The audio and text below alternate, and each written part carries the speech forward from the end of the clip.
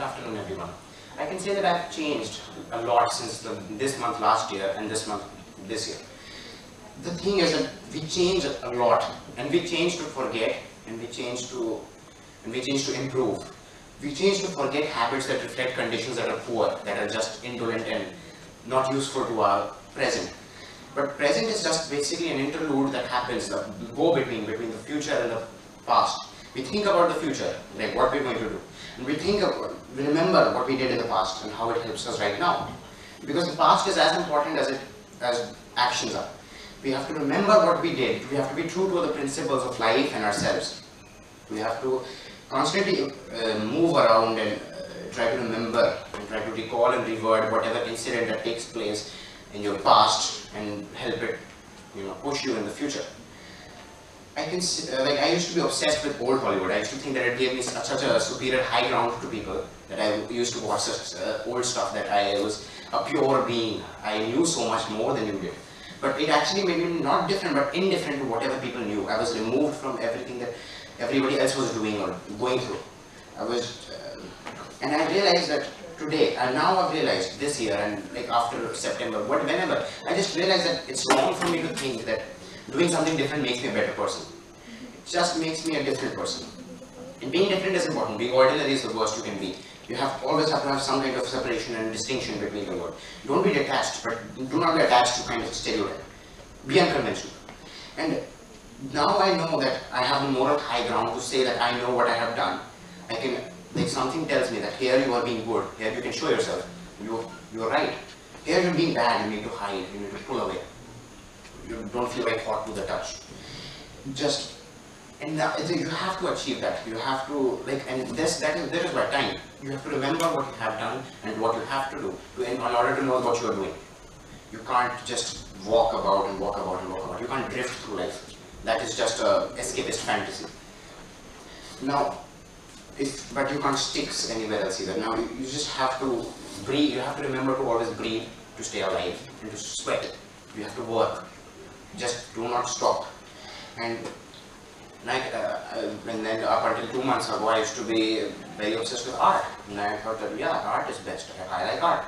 Now I think that, yeah, art is good, but you always have to know a little more. You have to know what you are doing. And I wanted to be a writer. I still want to be a writer. That has been a constant in my life since, I don't know when I thought I was going to be a writer. And now I know for sure that I can be a writer because I know so much more. And the best part is that I will know even more. I will know much more than I know right now, and I will know much more than I knew ever. And I can grow so much better, I can have so much more, and my aims will change, my perspective will change. But if I stay true to one thing, that is change, then time will be the easiest friend I ever have. Time will be tough almost always, because writing is not a very consistent and easy job. But I like it. I like the whole literature part of it. I like the whole easy, it's not easy, but it's very honest and it's capable of presentation, of expression.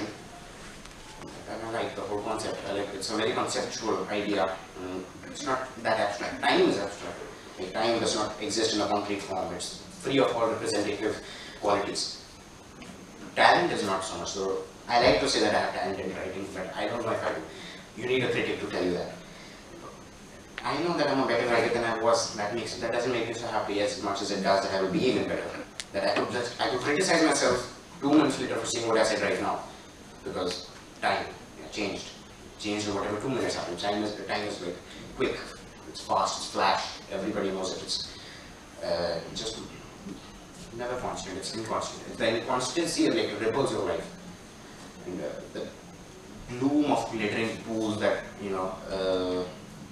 views, and it always keeps you lush and it keeps you tender and sensitive to the feeling of whatever is happening, because time is the most directing, the feelings are the most directing aspect of time.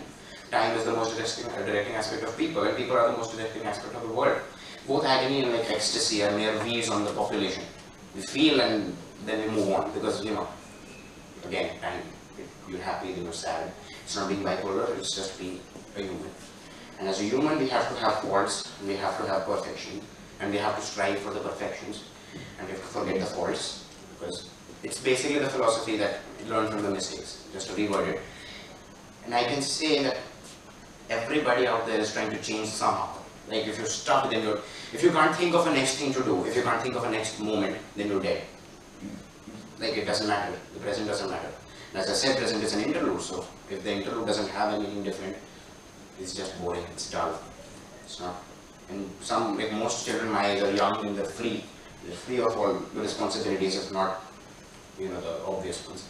And it is important to, have a routine, but constantly escapes, and everybody has their own choices of escapes, just not to completely give in to whatever, is not important. But like what is important gains structure and form through years and time and months and days, seconds, whatever. But all I'm trying to say was that just remember who you were, think about who you want to be, and be what you are, because you are who you are. Thank you.